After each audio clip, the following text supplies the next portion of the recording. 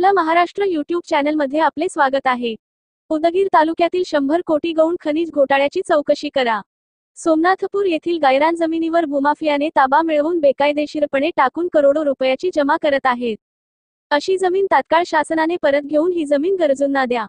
उदगीर तालुक्यात जवळपास 25 पांढरे टिप्पर गेल्या 3 वर्षापासून नेमबाह्य गाड्या नंबर प्लेट न लावता वाळू वाहतूक करत आहेत।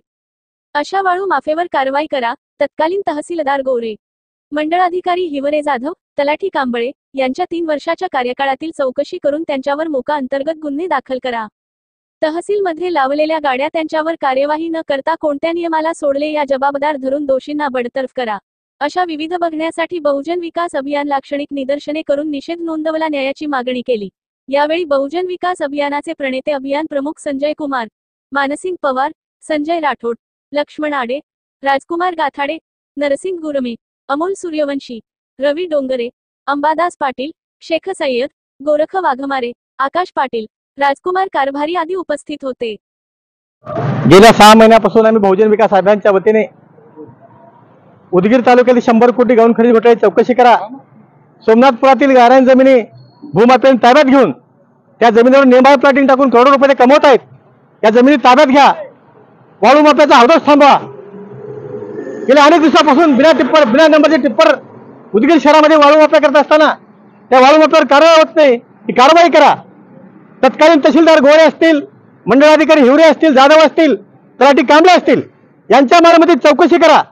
यांनी शासकीय काम करण्यास मनाई केली म्हणून त्यांच्यावर मोका अंतर्गत गुन्हा दाखल करा। या मागणीसाठी आम्ही संवेदनशील मार्गाने लढत असताना आजपर्यंत शासनाने कोणतीच कारवाई केली नाही।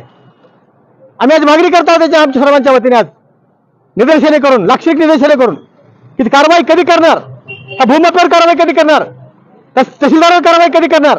बहुजन विकास अभियान सातत्याने आंदोलन करत असताना सरकारची भूमिका ही नरमीची भूमिका आहे। तुमची मुख्य समस्या नाही का? जमिनी शासनाच्या आहेत, गायरान जमिनी शासनाच्या आहेत, करोडो रुपयाचं उत्पन्न होत असताना तुम्ही बघा डोक्याने गप्प का राहता? तुमची मुख्य समस्या आहे का? हा जबाब करण्यासाठी आम्हाला बहुजन विकास अभियानाचे सर्व जमलो आहोत। येत्या 10 ते 5 दिवसामध्ये आम्ही प्रचंड अशी गुराढोरासह बिलाल सत्याग्रह करून शासनाला जाहीर करण्याचे काम करणार आहोत। जोपर्यंत त्या प्रश्नाचा सखोल होणार नाही, जोपर्यंत न्याय मिळणार नाही, तहसीलदार असतील, उपजिल्हाधिकारी साहेब असतील, हे जोपर्यंत जागा होणार नाहीत, आम्ही अनेक पुरावे दिले, वेगवेगळे पुरावे दिले, तरी तुम्ही कारवाई करत नाहीत। काय चाललंय?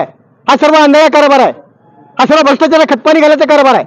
आता हे कदापि सहन होणार नाही, बहुजन विकास आघाडी सहन करणार नाही। आमच्या मागणीला मान्य करा, आमच्या जे मागणी आहे ते सांगा। आमची काही चूक असेल तर आमच्यावर गुन्हे दाखल करा। तुम्हाला त्यांच्यावर गुन्हे दाखल करणार होतं, आमच्यावर गुन्हे दाखल करा। 6 महिन्यापासून आम्ही तुम्हाला बसलो आहोत, तुमच्या शासकीय कामात अडथळा करून आमच्यावर गुन्हे दाखल करा। तुम्हाला न्याय देणं होत नसेल तर बहुजन विकास अभियानाची मागणी आहे, आमच्या सर्व कार्यकर्त्यांवर गुन्हे दाखल करा किंवा त्यांच्यावर गुन्हे दाखल करा। शासनाचा करोडो रुपयाचा त्यांनी महसूल भरला, त्यांच्यावर तुम्ही गुन्हे दाखल करत नाहीत।